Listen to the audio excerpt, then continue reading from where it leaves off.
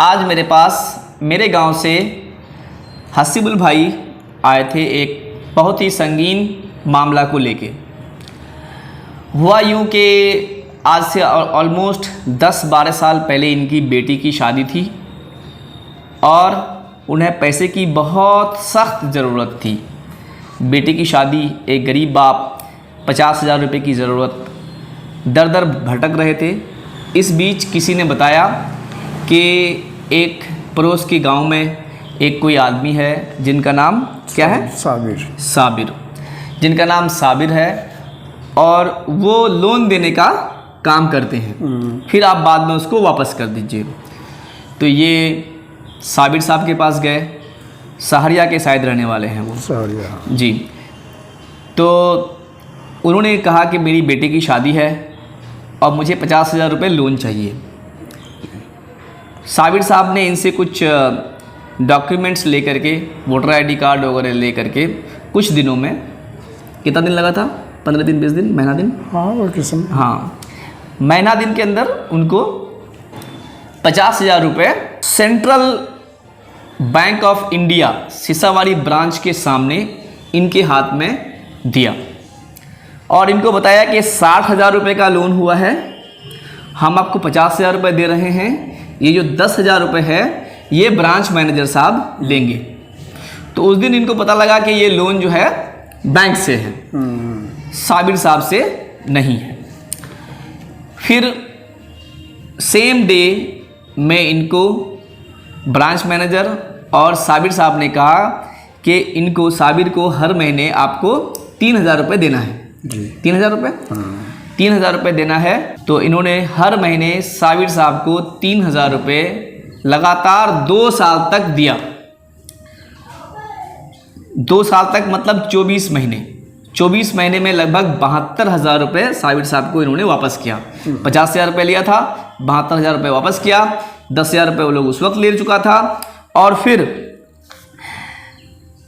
Last में एक दिन साबिर साहब आते हैं इनके पास, कहते हैं कि 5,000 रुपये दे दो, आपका लोन माफ़ कर देंगे। और ये उनको 5,000 रुपये देते हैं। वो साहब जो है इनको बोल देते हैं कि भाई आपका लोन आज से माफ़ हो गया है। कल या परसों, कब आया था ये नोटिस आपके पास? कल, परसों बैंक की तरफ से ये नोटिस आया है। इसमें लिखा हुआ है कि आपको 1,09,662 रुपये बैंक में जमा करना है। ये देखकर गरीब आदमी, बीपीएल कैटेगरी के लोग हैं, सीजनल मजदूर हैं, कमाते हैं तो खाते हैं या पीडीएस का मिलता है तो खाते हैं और परिवार का भरण पोषण करते हैं, ऐसे लोगों के साथ ये बैंक मैनेजर और उनके चट्टे बट्टे, उनके दलाल मिलके धोखा करता है। क्या इन गरीबों के साथ इंसाफ होना चाहिए? सरकार इन सब मामलों में संज्ञान क्यों नहीं ले रही है?